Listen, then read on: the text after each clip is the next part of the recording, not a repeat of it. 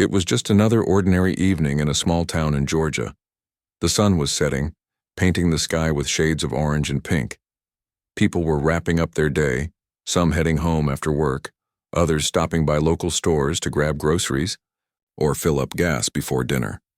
Among them was a young mother who had spent her afternoon volunteering at a community center, helping kids with their homework. She was driving back home, thinking about her own 2 children waiting for her. She pulled into a gas station near the edge of town.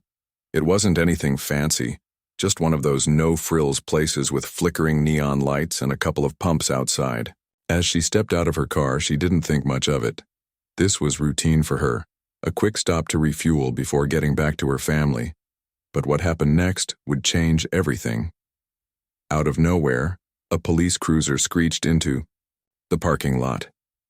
Its tires squealed as it came to an abrupt halt behind her car. A uniformed officer stepped out, his boots thudding against the pavement. His nameplate read Graves, but there was nothing friendly about him. He walked over to her with a stern expression, his hand resting on the holster of his gun. "Ma'am, do you have any idea why I stopped you?" he asked, his voice sharp and accusatory. The woman blinked, taken aback. "Stopped me?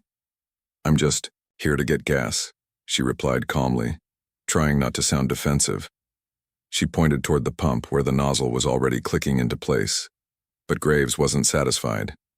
"Don't play dumb with me," he snapped. "You're loitering." Loitering? The word hit her like a slap across the face. She hadn't done anything wrong. All she wanted was to finish filling up her tank and go home to her kids. Yet here she was, being accused of something she couldn't even understand. Confused and frustrated, she tried reasoning with him. "Look, sir, I'm not causing trouble. I'm just doing what everyone else does when they come to a gas station." Her polite tone seemed to anger him more. Instead of listening, Graves squared his shoulders and moved closer. Before she could react, he grabbed her arm roughly and shoved her against the side of her car. Pain shot through her body as the metal pressed hard against her ribs. She gasped, struggling to catch her breath. "What are you doing?" she cried out, panic rising in her chest. "I haven't done anything." But Graves wasn't listening anymore. His grip tightened around her wrist as he yanked her hands behind her back and slapped handcuffs on her wrists. They dug painfully into her skin. Bystanders began gathering, murmuring among themselves as they watched the scene unfold. Some pulled out their phones, recording the chaos unfolding right in front of them. The woman pleaded with him, tears streaming down her face. "Please let me go. My kids are waiting for me at home." But her words fell on deaf ears. Graves only grew angrier, hurling insults laced with hate that cut deeper than the physical pain. Every insult stung, every shove hurt, not just physically but emotionally. By now, the crowd had grown larger, and whispers of disbelief filled the air. One bystander shouted, "Hey man, leave her alone, she didn't do anything." Another added, "Why are you treating her like this?" But Graves ignored them all. To him, none of it mattered. His actions spoke louder than words. He was untouchable, invincible, above reproach, or so he thought. As the ordeal dragged on, someone managed to capture the entire incident on video. Within hours, the footage spread like wildfire across social media platforms. The clip showed the raw brutality of the attack, the unnecessary force, the racial slurs, the sheer disregard for humanity. It sparked outrage far beyond the borders of the sleepy little town. People everywhere were horrified, demanding answers and accountability. Unbeknownst to Graves, however, this wasn't just another case of police misconduct. This victim wasn't just anyone. She was married to a man whose life revolved around justice and fairness, a man who had dedicated years to serving his country and protecting its citizens. And when he found out what had happened to his wife, things were about to take a turn no one saw coming. For now, though, the focus remained on the battered woman lying on the cold pavement, surrounded by strangers offering comfort and support. Her world had been shattered in mere minutes, but unbeknownst to her, the ripple effects of this moment would soon reach far beyond her wildest imagination. The hospital room was quiet except for the steady beep of the heart monitor. The woman lay on the bed, her face pale and bruised, her arm wrapped in bandages. Her eyes were closed, But sleep wouldn't come easily, not after what she had been through. Every time she closed her eyes, flashes of that night replayed in her mind. The harsh voice, the cold metal of the handcuffs, the pain that radiated through her body. She winced even thinking about it. Her husband arrived soon after, his tall frame filling the doorway. His usually calm demeanor was gone, replaced by a storm of emotions he struggled to contain. He rushed to her side, taking her hand gently in his. "Are you okay?" he asked, his voice trembling. She opened her eyes and forced a weak smile. "I'm alive," she whispered, though the weight of everything made it hard to say more. For a moment they just sat there in silence, holding on to each other as if letting go might make the nightmare real again. But the silence didn't last long. Their 2 children, an 8-year-old boy and a 5-year-old girl, peeked into the room, their faces full of confusion and fear. They'd been told Mommy was hurt, but no one had explained why or how. Now seeing her like this, bandaged and fragile, was almost too much for them to process. "Why is Mommy crying?" the little girl asked, tugging at her father's sleeve. Her big brown eyes shimmered with unshed tears. He knelt down to her level, pulling her close. "Mommy's strong, sweetheart," he said softly. "She got hurt, but she's going to be okay. We're all going to make sure of that." But deep inside, he wasn't so sure. How could he explain something he didn't fully understand himself? How could he tell his kids that someone whose job was to protect people had done this to their mother? That the very system meant to keep them safe had failed in the worst way possible? As news of the incident spread, the town began to buzz with outrage. Protesters gathered outside the police station, holding signs that read, "Justice for her" and "No more police brutality." Local leaders called for investigations, while others dismissed the incident as an isolated case of misconduct. Some even defended the officer, claiming he was just doing his job. But none of that mattered to the family. What mattered was healing and finding answers. The woman tried to stay strong for her kids, but the emotional toll was undeniable. She couldn't shake the feeling of helplessness, of being targeted simply because of who she was. It gnawed at her, keeping her awake at night. Her husband, on the other hand, felt a different kind of anger brewing inside him. He wasn't just a husband or a father. He was also a man who had spent years working within the justice system. As a federal marshal, he knew firsthand how things worked, and how often they didn't work the way they should. This wasn't just about one bad cop. It was about a pattern, a culture of impunity that allowed such behavior to continue unchecked. That realization hit him hardest when he saw the video footage online. Someone had posted it, and it had gone viral overnight. Watching it felt like reliving the attack all over again. He saw the way the officer grabbed her, pushed her against the car, refused to listen when she begged him to stop. He saw the fear in her eyes, the desperation in her voice, and he saw the bystanders, helpless and angry, recording the scene but unable to intervene. His hands clenched into fists as he stared at the screen. For a moment he thought about marching straight to the police station, confronting the officer himself. But then he stopped. That wasn't the answer. Acting out of pure rage wouldn't solve anything. It would only create more problems. If he wanted justice, he needed to think carefully, plan strategically. He owed that much to his wife, to his kids, to everyone counting on him to do the right thing. Over the next few days, he threw himself into gathering information.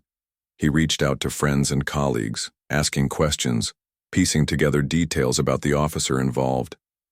He learned that this wasn't the first time the man had been accused of excessive force. There were whispers of past complaints, hushed-up incidents that never saw the light of day.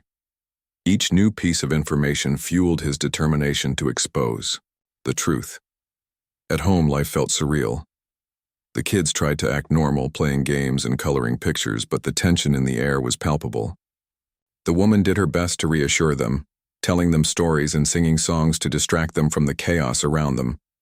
But late at night, when the house grew quiet, she broke down.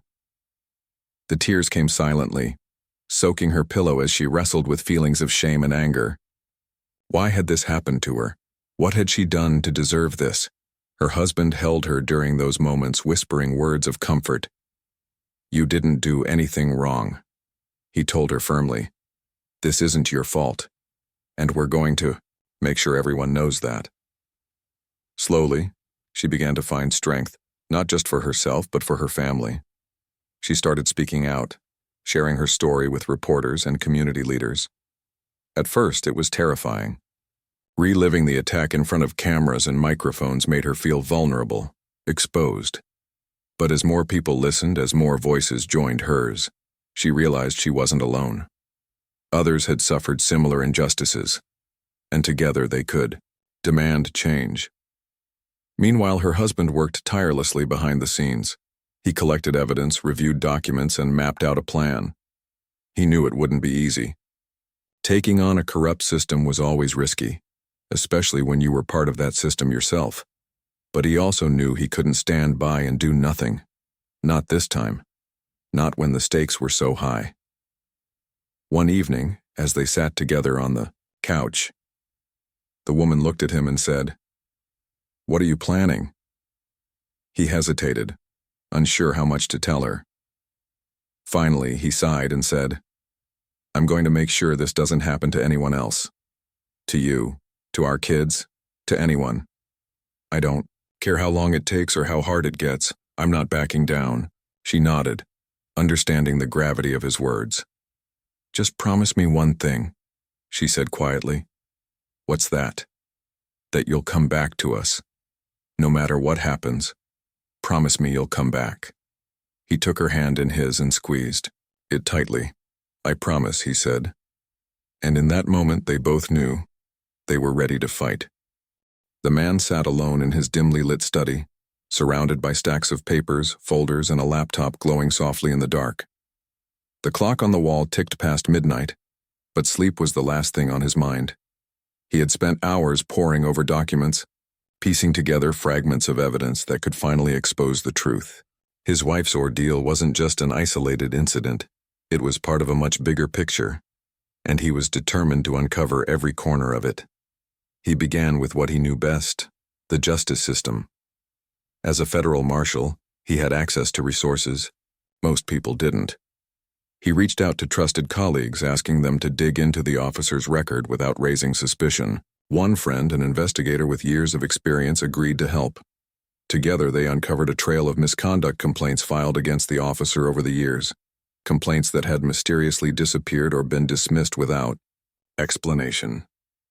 Each new piece of information made his blood boil. There were accounts of excessive force during traffic stops, reports of verbal abuse laced with hate, even whispers of planted evidence to justify arrests. It was clear that this wasn't just about one bad cop. It was about a culture of corruption that protected those who abused their power. And the deeper he dug, the angrier he became. But anger wouldn't be enough. He needed proof, solid, undeniable proof that couldn't be swept under the rug. So, he turned to technology. Surveillance footage from the gas station where the attack happened was crucial, but when he requested it officially, he was told the cameras had malfunctioned. Body cam footage? Missing too. It was as if someone had gone out of their way to erase any trace of accountability. That's when he decided to take matters into his own hands. Using his connections, he tracked down witnesses who had recorded the incident on their phones. Some were hesitant to share their videos, fearing retaliation. Others were eager to help, knowing how important it was to hold the officer accountable. Slowly but surely, he gathered clips from multiple angles, each one showing the same horrifying scene. The officer grabbing his wife, slamming her against the car, ignoring her pleas for mercy. With the video evidence secured, he moved on to the next step, internal records. This was trickier. Police departments weren't exactly known for transparency, especially when it came to exposing wrongdoing within their ranks. But he had an ace up his sleeve, a former colleague who now worked in internal affairs. Over coffee one afternoon, he shared his findings and asked for help accessing confidential files. At first, his friend hesitated. It was risky, and careers could be ruined if they were caught. But after hearing the full story, the friend nodded. If anyone deserves justice, he said, it's your family. Days turned into weeks as they sifted through mountains of data. What they found was staggering. The officer wasn't just a loose cannon. He was part of a network of enablers who looked the other way whenever misconduct occurred. Emails revealed supervisors brushing off complaints, warning officers to keep their heads down and avoid media attention. Text messages showed jokes about using excessive force, casually exchanged like sports scores. Every file added another layer to the web of corruption, making it impossible to deny what was happening. As the evidence piled up, the man realized something else. This fight wasn't just about his wife anymore. It was about all the victims whose voices had been silenced, whose stories had been buried. It was about the countless families torn apart by unchecked power and systemic racism. If he could bring this officer to justice, maybe, just maybe, he could shine a light on the larger issue and spark real change. Still, he knew he couldn't do it alone. Gathering evidence was only half the battle. To truly dismantle the system protecting the officer, he needed allies, people who understood the stakes and were willing to stand with him. So, he reached out to community leaders, activists, and lawyers who specialized in civil rights cases. Each meeting was intense, filled with passionate discussions about strategy and ethics. Some suggested going public immediately, releasing everything they had to the press. Others urged caution, warning that acting too soon could backfire and give the department time to cover its tracks. In the end, they agreed on a hybrid approach: gather as much evidence as possible while building a legal case strong enough to withstand scrutiny. They also planned to document every step of the process, ensuring nothing could be dismissed as hearsay or fabrication. It was painstaking work, but the man refused to cut corners. He owed it to his wife and to everyone counting on him to get this right. At home, life continued in fits and starts. His wife was slowly regaining her strength, though the emotional scars ran deep. She attended therapy sessions, leaned on friends for support, and threw herself into advocacy work, speaking at rallies and sharing her story with anyone who would listen. Her courage inspired others to come forward, adding fuel to the growing movement for justice. Their children, however, remained confused. They didn't fully understand why their mother had been hurt or why their father spent so many late nights holed up in his study. One evening, as the man tucked them into bed, his son asked, "Dad, are you mad?" The question caught him off guard. "Why do you ask that?" He replied gently. "You look mad all the time," the boy said, his voice small but earnest, "even when you smile." For a moment, the man didn't know what to say. Then he sighed and sat down on the edge of the bed. "I'm not mad at you, or Mom, or anyone in our family," he explained. "I'm mad because what happened to Mom shouldn't have happened, and I'm trying to fix it so no one else has to go through what we did." His daughter chimed in, clutching her stuffed bear tightly. "Are you going to catch the bad guy?" He smiled despite himself. "We're working on it, sweetheart. It's not easy, but we're getting closer." Her eyes widened. "Like superheroes?" "Something like that," he said, ruffling her hair. "Now get some rest. Tomorrow's a big day." As he turned off the light and closed their bedroom door, he felt a renewed sense of purpose. His kids believed in him, not because he promised miracles, but because he was fighting for what was right. That belief gave him strength, reminding him why he couldn't afford to give up. Back in his study, he returned to the task at hand. The pieces were falling into place, but there was still one critical element missing: direct confrontation. Evidence was powerful, but sometimes you needed to look someone in the eye and make them face the consequences of their actions. With that thought in mind, he began planning his final move, a move that would leave the entire nation watching. The man leaned back in his chair, staring at the pile of documents spread across his desk. He had spent weeks gathering evidence: video clips, internal emails, witness statements, all pointing to one undeniable truth. The officer who had attacked his wife was part of a corrupt system that thrived on silence and fear. But he knew that exposing the truth wasn't enough. To truly dismantle this web of injustice, he needed something more powerful. A confrontation that would force the officer to face the consequences of his actions. He decided it was time to set a trap. A carefully orchestrated meeting where every word, every move would be recorded.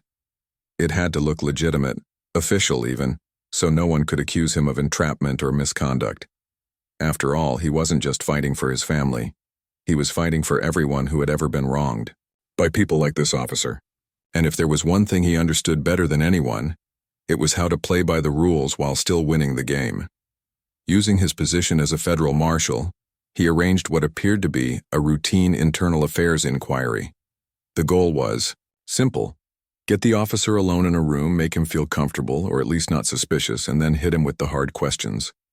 Every detail mattered. From the location, a neutral conference room, to the timing. Early morning when the officer wouldn't expect scrutiny, everything was planned down to the last second. On the day of the meeting, the man arrived early. He wore his usual suit, crisp and professional, but underneath his heart raced. This was it, the moment he'd been working toward for weeks. As he set up hidden cameras and microphones, he reminded himself why he was doing this. Not for revenge, not for anger, but for justice. For his wife, for his kids, for everyone watching and waiting for change. When the officer walked into the room, he looked calm, almost smug. Dressed in his uniform, badge gleaming on his chest, he carried himself with an air of authority. If he felt any guilt about what he'd done, it didn't show. Instead, he greeted the man with a curt nod and took a seat across the table. "Internal affairs, huh?" the officer said, leaning back in his chair. "What's this about? I haven't heard anything unusual." The man smiled faintly, keeping his tone neutral. "Just standard procedure," he replied. "We've received some reports about potential misconduct within the department. Nothing major, just routine checks to ensure transparency." The officer shrugged, clearly unbothered. "Well, you won't find anything here. I do my job by the book." For a moment they exchanged pleasantries, discussing mundane topics like weather and traffic. But beneath the surface, tension simmered. The man knew exactly what he was dealing with. A man who thought he was untouchable, someone who believed his badge gave him immunity. And now, it was time to break that illusion. Leaning forward slightly, the man placed a folder on the table and opened it. Inside were printed copies of the incriminating evidence, screenshots of text messages mocking victims, emails dismissing complaints, and grainy but damning video footage from the gas station. He slid the documents toward the officer, watching closely for a reaction. At first, the officer glanced at them casually, flipping through the pages without much interest. Then suddenly, his expression changed. His eyes widened and his hands froze mid-motion. For the first time, the confident facade cracked. "What is this?" he demanded, his voice rising. "Where did you get these?" The man kept his composure, speaking slowly and deliberately. "These are records from your own department. Complaints filed against you over the years, ignored or buried. Videos captured by witnesses the night you assaulted my wife. Does any of this sound familiar?" The officer's face turned red and he shifted uncomfortably in his seat. "This is ridiculous," he snapped. "You can't prove anything. These are lies. They're trying to ruin me." But the man wasn't fazed. He leaned closer, his voice steady but firm. "Let's cut to the chase. We both know what happened that night. You attacked an innocent woman, someone who did nothing wrong. And it wasn't the first time, was it? How many others have you hurt? Because you thought you could get away with it?" For a split second, the officer hesitated. Then panic set in. He began stammering, trying to defend himself, but the words came out jumbled and desperate. I was just doing my job. She resisted arrest. You don't understand what it's like out there." "Oh, I understand perfectly," the man shot back, his voice cutting like steel. "Because I've seen the videos, I've read the reports. I know exactly what kind of job you've been doing. And guess what? Everyone else is about to see it too." With that, he pressed a button on his phone, activating a live stream. What happened next unfolded in real time, not just in the conference room but across social media platforms worldwide. Thousands of viewers tuned in, watching as the officer unraveled under pressure. At first, he tried to deny everything, claiming the evidence was fake or taken out of context. But the more he talked, the more his defenses crumbled. Finally, cornered and desperate, he admitted the truth. "Okay, fine," he shouted, slamming his fists on the table. "Yes, I lost my temper that night. Yes, maybe I went too far. But you don't understand, the system is broken. They tell us to handle things our way, no matter what it takes." His confession sent shockwaves through the audience. People watching online erupted in outrage, sharing the video and demanding accountability. News outlets picked up the story within minutes, turning it into a national headline. The officer's name became synonymous with corruption, and calls for reform echoed louder than ever before. Back in the conference room, the man sat quietly, letting the weight of the moment sink in. He hadn't raised his voice once during the entire confrontation. He hadn't needed to. The evidence spoke for itself, and the officer's own words sealed his fate. As the officers from Internal Affairs arrived to take the man away, the man turned off the camera and stood up. He felt a strange mix of emotions: relief, satisfaction, sadness. Justice had been served, but it wasn't the end of the road. Far from it. This was just the beginning of a larger fight, one that required patience, persistence, and unity.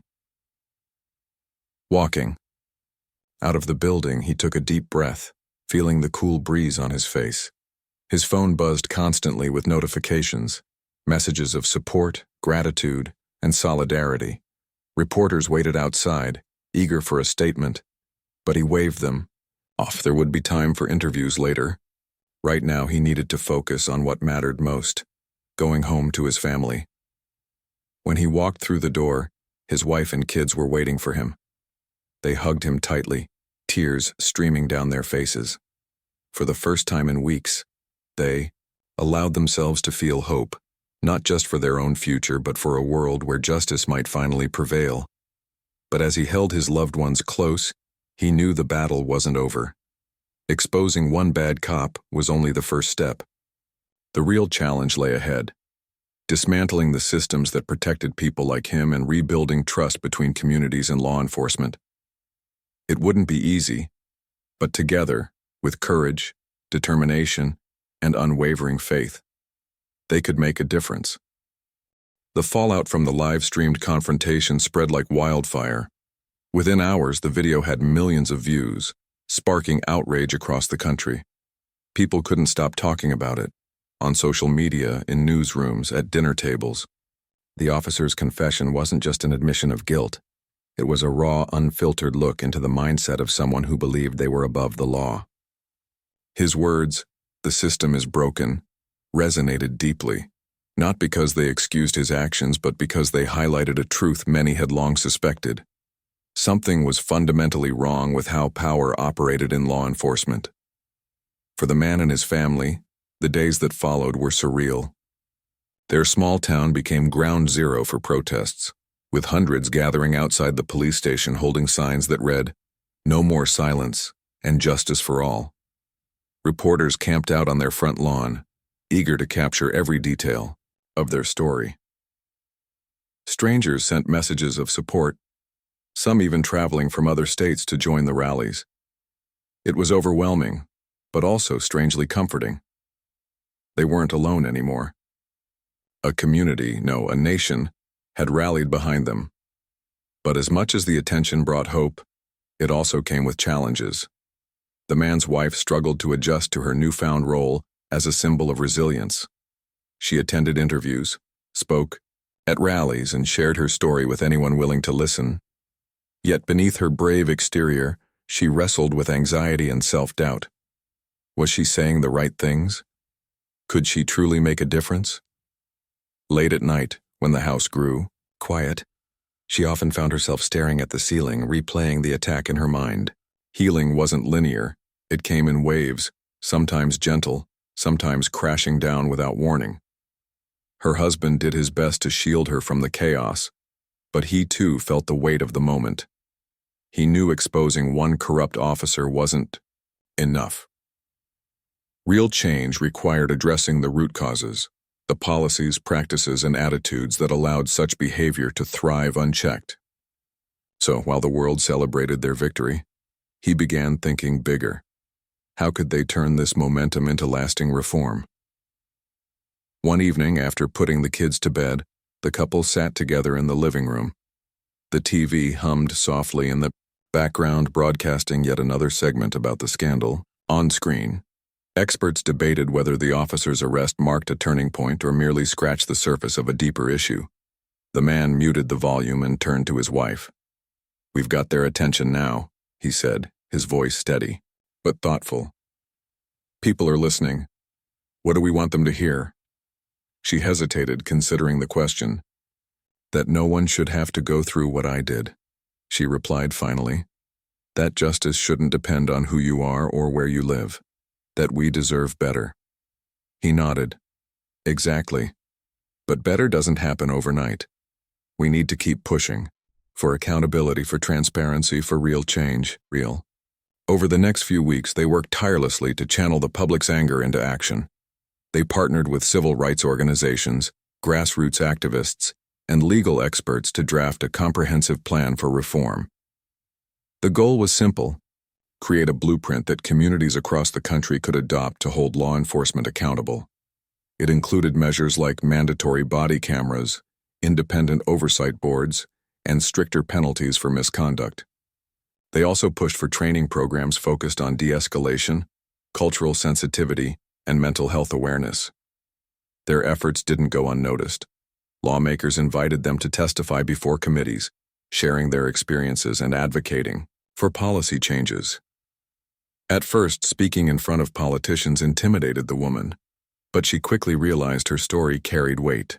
When she described being slammed against her car, handcuffed unnecessarily, and humiliated in front of strangers, even the most skeptical lawmakers fell silent. Her words humanized the statistics, making it impossible to ignore the reality of systemic abuse. Meanwhile, the man used his connections within the justice system to push for internal reforms. He met with federal agencies, urging them to investigate similar cases nationwide. He argued that exposing corruption wasn't about targeting individual officers. It was about identifying patterns and holding institutions accountable. To his surprise, many officials agreed. Some admitted they'd seen the same issues play out in their own departments but lacked the resources or political will to address them. Together, they brainstormed solutions, vowing to work collaboratively rather than antagonistically. As momentum built, so did resistance. Critics accused them of exaggerating the problem, claiming they were painting all officers with the same brush. Others dismissed their proposals as impractical or too costly. Online trolls flooded comment sections, hurling insults and threats, but the couple refused to back down. Every criticism only strengthened their resolve. They reminded themselves why they started this fight, not for recognition or revenge, but for justice. One particularly memorable moment came during a televised town hall meeting. A veteran police chief stood up and challenged the man directly. "You're asking us to overhaul an entire system based on one bad apple," he said, his tone dismissive. "Do you really think that's fair?" The man took a deep breath, letting the question hang in the air before responding. "Fairness isn't the issue here," he said calmly. "Accountability is. If your department has nothing to hide, then these reforms shouldn't scare you. In fact, they should make you proud. Because true leadership means admitting when something's broken and fixing it." The audience erupted in applause, and even the police chief seemed taken aback. For the first time, the conversation shifted from defensiveness to dialogue. Officers began reaching out privately, sharing stories of frustration with their own departments. Some admitted feeling trapped in a culture that rewarded aggression over empathy. Others expressed fear of retaliation if they spoke out.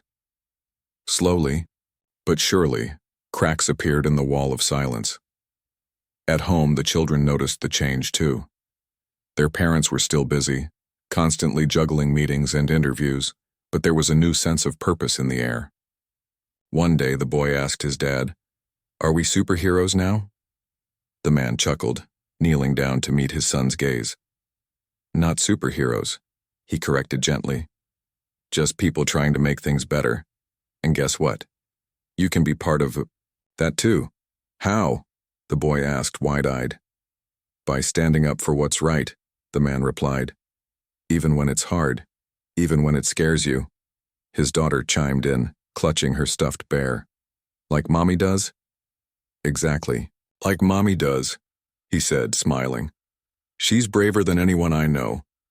Their words stayed with him long after the kids went to bed. Courage wasn't about never being afraid. It was about acting despite fear. And that's exactly what they were doing, step by step, day by day. By the end of the month, progress had been made, but the journey was far from over. New legislation was introduced in several states inspired by their advocacy. Police departments began implementing pilot programs aimed at increasing transparency. Community leaders organized workshops to bridge the gap between citizens and law enforcement. None of it happened overnight, but each small victory brought them closer to their ultimate goal, a future where no one had to live in fear of those sworn to protect them. As the man tucked his kids into bed one night, he paused to reflect on how far they'd come. The road ahead would undoubtedly be challenging, filled with setbacks and obstacles. But for the first time in a long time, he felt hopeful. Hopeful not just for his family, but for everyone counting on them to keep fighting, and fight they would. Months had passed since the live-streamed confrontation that shook the nation. The officer who attacked the woman was now behind bars, awaiting trial. Several high-ranking officials implicated in covering up his past misconduct had been suspended or forced to resign. The scandal dominated headlines for weeks, sparking conversations about accountability, transparency, and reform in law enforcement. But for the family at the center of it all, life didn't slow down, it evolved. The man and his wife found themselves navigating a new reality. They were no longer just parents trying to raise their kids. They were symbols of resilience and agents of change. Their days were filled with meetings, interviews, and advocacy work. Yet, amidst the whirlwind, they made a conscious effort to stay grounded. This fight wasn't just about them.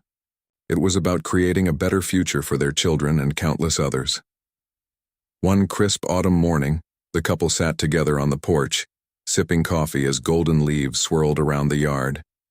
It was one of those rare, quiet moments where they could reflect without interruptions. The woman broke the silence first. "Do you think we're doing enough?"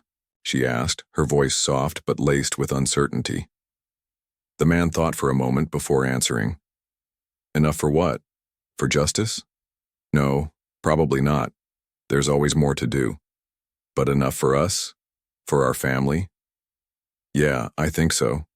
She smiled, faintly wrapping her hands around the warm mug. "I just don't want this to consume us. The kids, they need normalcy." He nodded, understanding exactly what she meant.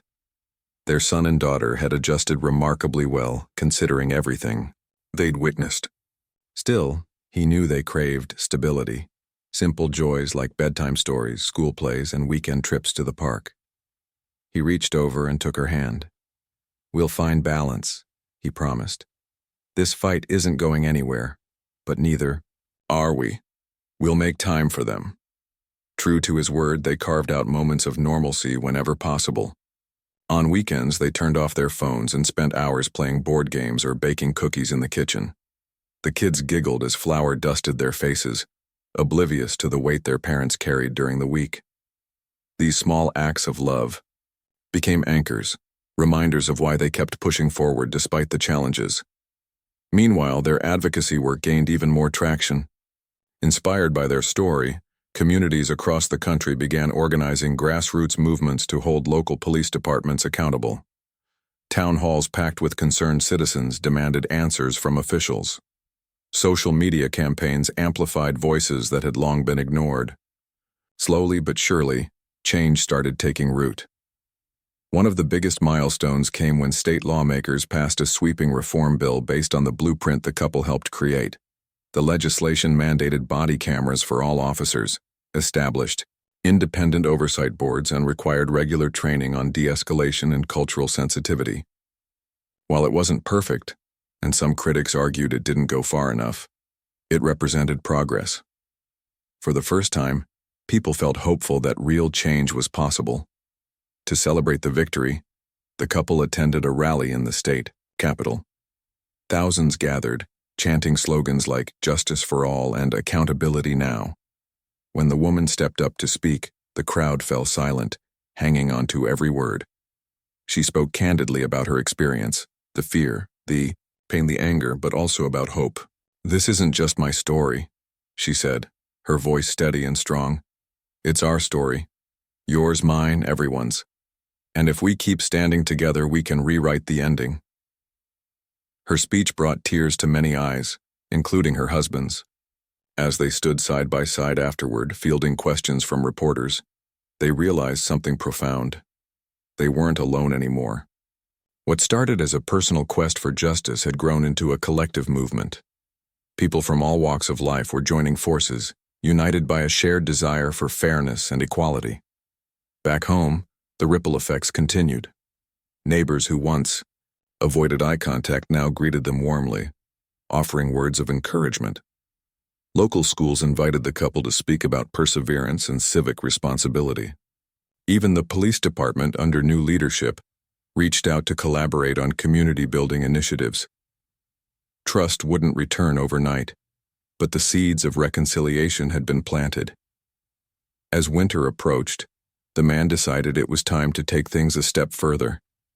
Using funds raised through donations, he founded a nonprofit organization dedicated to promoting diversity and accountability within law enforcement. Its mission was twofold: recruit and train officers from underrepresented communities, and provide resources for victims of police misconduct. The idea stemmed from conversations he'd had with colleagues and activists who emphasized the importance of representation. "If we want different outcomes," one friend told him, "we need different faces making decisions." The nonprofit quickly gained momentum, attracting volunteers, donors, and partnerships with national organizations. The woman played an active role too, leading workshops and mentoring young leaders eager to make a difference. Together, they transformed their pain into purpose, channeling it into something constructive. By spring, the family could finally breathe, a little easier. The relentless pace of the past year had slowed, giving them space to heal and reconnect. The scars remained, both physical and emotional, but they no longer defined them. Instead, they served as reminders of how far they'd come. One evening, as they watched the sunset paint the sky in hues of orange and pink, the man turned to his wife. "Remember that night at the gas station?" he asked softly. She nodded, her expression thoughtful. "How could I forget?" "I used to think about it every day," he admitted. "But lately I've been thinking less about what happened and more about what came after, about how it brought us closer, not just as a family, but as a community." She leaned her head on his shoulder, smiling. "Me too. We've got a long way to go, but I feel hopeful." Hopeful was the right word. Not because everything was fixed, far from it, but because they had proven that change was possible. That ordinary people, armed with courage and determination, could challenge systems of power and demand better. Their journey wasn't easy, but it was worth it. Years later, when their children grew older and asked about that time in their lives, the couple would tell them the truth, not sugar-coated or sanitized, but honest and raw. They'd explain how fear and anger had fueled their fight, but also how love and unity sustained them. And they'd remind their kids that while heroes wore capes in movies, real-life heroes were simply people willing to stand up, even when it scared them. Because that's what they were. Ordinary people thrust into extraordinary circumstances. And in rising to meet the challenge, they inspired a nation to believe in the possibility of a brighter, fairer future.